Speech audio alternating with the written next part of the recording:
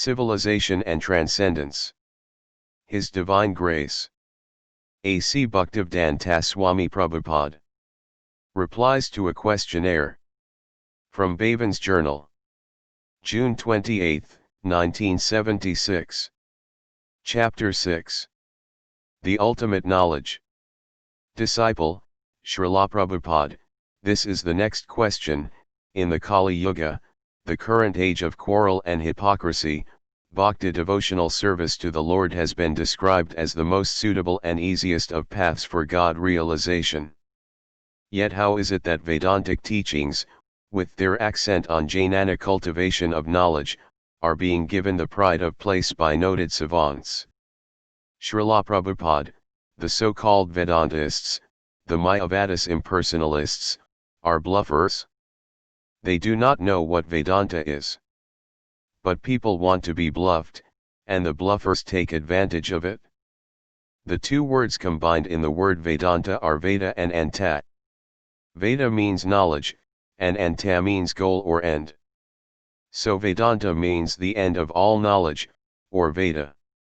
Now, in the Bhagavad Gita Lord Krishna says, Vidasya sarvaraham eva Vedaya, by all the Vedas I am to be known.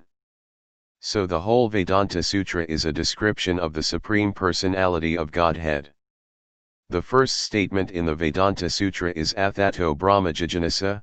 Now, having attained a human birth, one should inquire into Brahman, the absolute truth. In a nutshell, Brahman is then described. Brahman is the origin of everything. And in Bhagavad Gita Krishna says, Aham sarvajya prabhava, I am the origin of everything. So, again, the Vedanta Sutra actually describes Krishna, the Supreme Personality of Godhead. Now, because Srila Vyasadeva knew that in this Kali Yuga people would not be able to study Vedanta Sutra nicely on account of a lack of education, he personally wrote a commentary on the Vedanta Sutra. That commentary is Srimad Bhagavatam. Bhajyam Brahma Sutranam, the Srimad Bhagavatam is the real commentary on the Vedanta Sutra, written by the author of the Vedanta Sutra himself. The Vedanta Sutra was written by Vyasadeva, and under the instruction of Narada, his spiritual master, Vyasadeva wrote a commentary on it. That is Srimad Bhagavatam.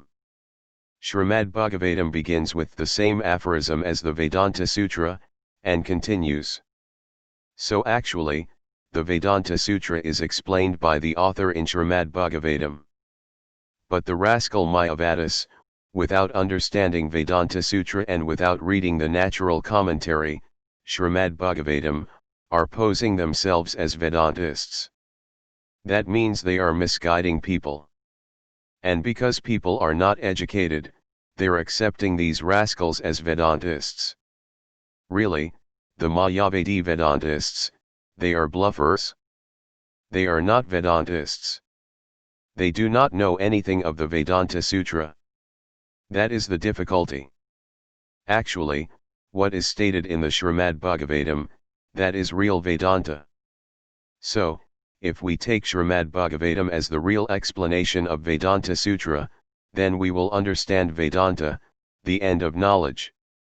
And if we take shelter of the Mayavadi Vedantists, the bluffers, then we cannot understand Vedanta. People do not know anything, and as a result they can be bluffed and cheated by anyone. Therefore now they should learn from this Krishna consciousness movement what Vedanta is and what the explanation of Vedanta Sutra is. Then they will be benefited. If we accept Srimad Bhagavatam as the real commentary on Vedanta Sutra, then we'll find that in the Srimad Bhagavatam it is said, Kalar dosanid rajan asti hi eko mahanguna, in this Kali Yuga, which is an ocean of faults, there is one benediction, one opportunity. What is that? Kirtanadavakrishnasya muktasangapuram vrajet, one can become liberated simply by chanting the Hare Krishna mantra. This is real Vedanta. And actually, this liberation by chanting Hare Krishna is happening. But people want to be misguided.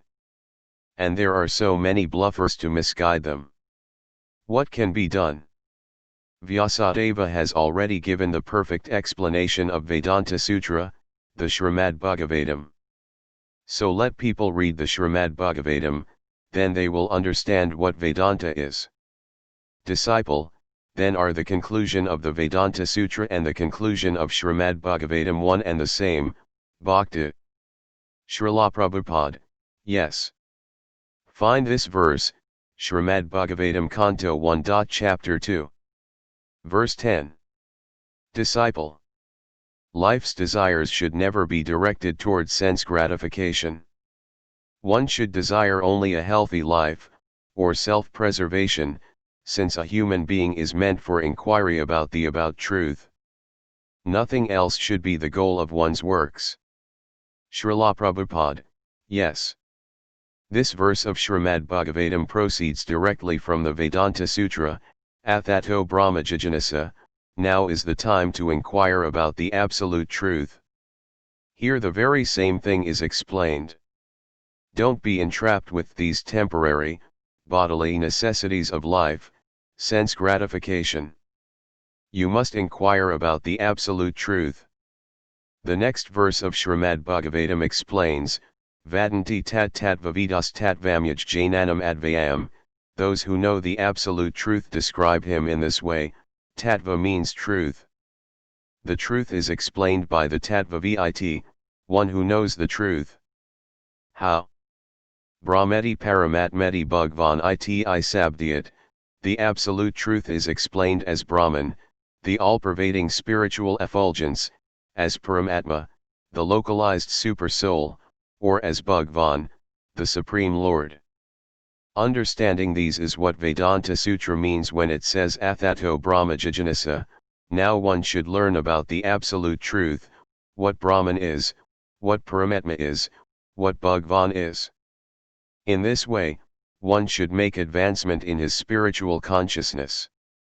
The Mayavadi Vedantists follow the impersonal commentary of Sankaracharya, Sararakabhasya. But there are other commentaries on the Vedanta Sutra. Besides the Srimad Bhagavatam, the natural commentary by the author of Vedanta Sutra himself, there are Vedanta Bhashyas written by Vaisnava Acharyas such as Ramanujacharya, Madhvacarya, Venusvami, and Baladeva Vidyabhusana. Unfortunately, the Mayavadi Vedantists do not care to read these Vaisnava Vedanta Bhashyas. They simply read Sararakabhasya and call themselves Vedantists. Disciple, why do the Mayavadi Vedantists read only one commentary? What is the reason for that? Srila Prabhupada, the reason is that they want to read something that will confirm their illusion that they are God. The Mayavadi Vedantists cheat. Suppose I present some proposition. If it is a misconception, generally there are others also who can say something to clarify this misconception. For instance, in a court of law, there are two lawyers. One lawyer is speaking on one point of the law, the other lawyer is speaking on another point of the law. But if the judge listens to one side only, then how will he make a proper judgment? Similarly, the Vedantists are simply reading the Sararakabhasya. They are not reading other Bhashyas, such as the Srimad Bhagavatam, which is the natural commentary. And they are cheating people. That's all. Now, the Vedanta Sutra says, Janmati Asya Yata, the absolute truth is that from which everything emanates. But this needs some explanation. One may ask, is that absolute truth personal or impersonal? Therefore in the Bhagavad Gita Krishna clearly says, Aham sarvajya prabhavo mata sarvam pravartate, I am the origin of everything, everything comes from me. So why don't you Mayavadi Vedantists take it? Why do you simply remain stuck at the point that the absolute truth is that from which everything emanates? When Krishna, the absolute truth, comes before you and says, I am the origin of everything, everything comes from me, why don't you accept Krishna as the absolute truth?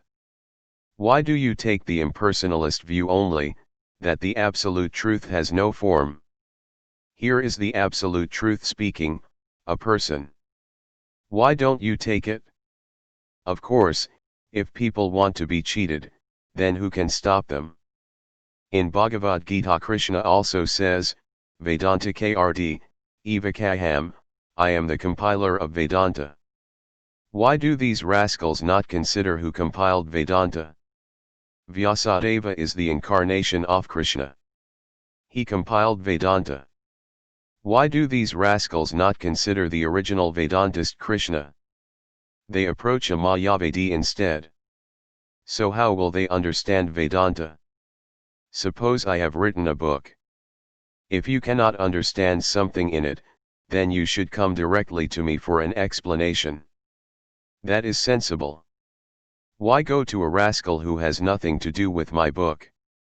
Similarly, some rascal Mayavadi may claim, I am a Vedantist, but why should I go to a rascal instead of the real compiler of the Vedanta Sutra?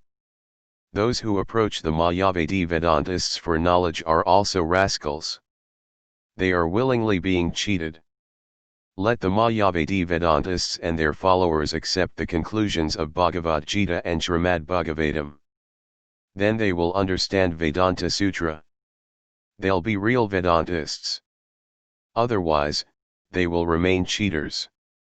So if you go to a cheater, you'll be cheated, and that is your business. Disciple, Srila Prabhupada, are you saying that the Mayavadis have no knowledge at all? Srila Prabhupada, once again, Vedanta means the ultimate knowledge. And what is that knowledge? Krishna explains in the Bhagavad Gita. After many births, one who is actually in knowledge at last surrenders unto me. So unless one surrenders to Krishna, there is no jnana, no knowledge. Therefore the Mayavadi Vedantists are all nonsense, they have no knowledge at all. The subject matter of ultimate knowledge, Vedanta, is Krishna, God. So if one does not know who God is, what Krishna is, and if one does not surrender to him, then where is the question of knowledge? But if a rascal claims that I am a man of knowledge, what can be done? In Bhagavad Gita, Krishna goes on to explain, Vasudvasarvam itisa Mahatma Sudur Labha. When one understands that Vasudev Krishna is everything, then that is knowledge. But such a Mahatma is very rare. Before coming to this understanding, one has no knowledge. His so-called understanding is simply misunderstanding. Brahmeti Paramatmeti Bhagvan iti sabdhyat. One may begin with understanding impersonal Brahman by the speculative method, then, in the secondary stage, one can understand the Paramatma, the Lord's localized aspect, and the final stage is to understand the Supreme Personality of Godhead Krishna. Vidasya sarvaraham eva Vedayam, by all the Vedas Krishna is to be known. That is the ultimate knowledge. But if you do not understand Krishna, then where is your knowledge? Halfway knowledge is not knowledge. It must be complete knowledge.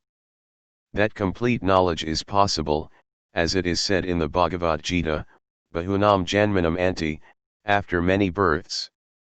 Those who are striving to acquire knowledge, after many births, when actually by the grace of God and by the grace of a devotee they come to knowledge, then such persons agree, oh, Vasudvasarvam iti Krishna is everything.